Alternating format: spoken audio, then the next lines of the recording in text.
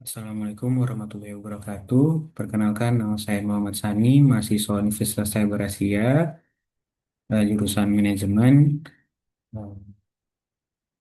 Saat ini saya akan mempresentasikan jawaban UTS mata kuliah Cyber Security Management mengenai tata kelola keamanan dan privasi AI.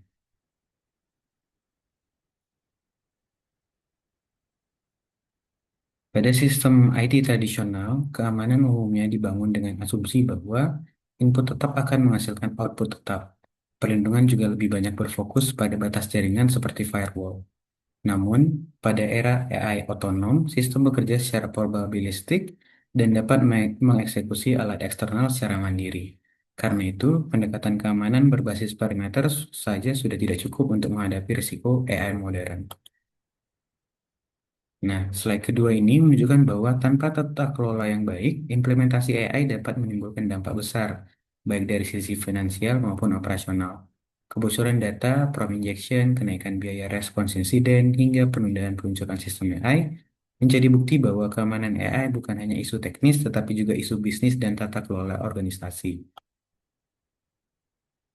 Dalam keamanan cyber, konsep CIA Triad terdiri dari confidentiality, integrity, dan availability.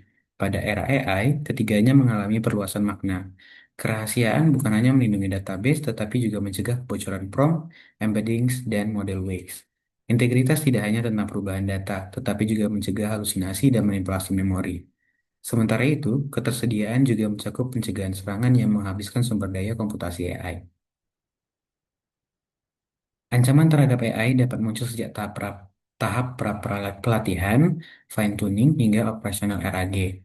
Salah satu ancaman penting adalah data poisoning, yaitu pencemaran data yang dapat membuat model menghasilkan output menyesatkan.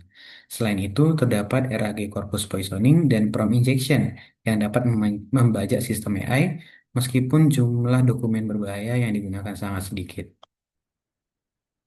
Untuk mengelola risiko AI, organisasi dapat menggunakan beberapa kerangka tata kelola seperti ISO 27001, ISO 42001, dan NIST ARRM.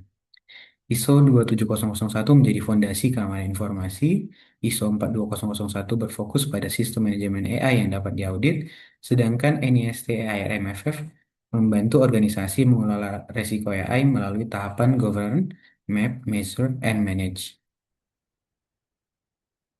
Saat ini AI berada pada posisi yang cukup dilematis. Di satu sisi, regulasi privasi menuntut perlindungan dan pembatasan penggunaan data pribadi. Namun, di sisi lain, pengembangan AI yang adil dan akurat membutuhkan data yang besar dan detail. Oleh karena itu, organisasi harus mampu menyeimbangkan antara kepatuhan privasi, keadilan algoritma, dan kualitas model AI. Untuk menjawab dilema antara privasi dan kebutuhan data, digunakan Privacy Enhancing Technologies atau PETS. Teknologi ini membantu mengurangi risiko privasi tanpa menurunkan kinerja AI secara signifikan. Tiga pilar utamanya adalah AI-driven data loss prevention, federated learning, dan homomorphic encryption. Pilar pertama adalah AI-driven Data Loss Prevention. Berbeda dengan DLP teks atau DLP lama yang hanya mengandalkan pola teks, AI DLP mampu menganalisis perilaku dan aliran data secara real-time. Teknologi ini dapat mendeteksi data sensitif seperti identitas pribadi sebelum keluar ke API eksternal, sehingga resiko kebocoran data dapat ditekan. Pilar kedua adalah federated learning. Teknologi ini memungkinkan model AI dilatih langsung di peringkat atau jaringan lokal tanpa harus memindahkan data mentah ke server pusat. Yang dikirim ke cloud hanya pembaruan bobot matematis yang telah dienkripsi. Dengan cara ini, resiko kebocoran data dapat dikurangi karena data tetap berada di sumbernya. Pilar ketiga adalah homomorphic encryption. Teknologi ini memungkinkan data tetap terenkripsi saat diproses oleh cloud provider. Artinya, pihak eksternal dapat melakukan komputasi tanpa membaca isi data, prompt, model, maupun log percakapan. Pendekatan ini sangat penting untuk menjaga privasi dalam penggunaan AI berbasis komputasi awan. Selanjutnya, implementasi tata kelola AI di korporasi dapat dilakukan melalui empat tahap utama, yaitu govern, map, protect, dan monitor. Organisasi perlu menetapkan arsitek keamanan AI lintas divisi. mengaudit inventaris model, menerapkan DLP dan patch, serta melakukan pemantauan memori dan pengujian adversarial secara berkala. Kesimpulannya, AI otonom membawa perubahan besar terhadap cara organisasi memahami keamanan cyber.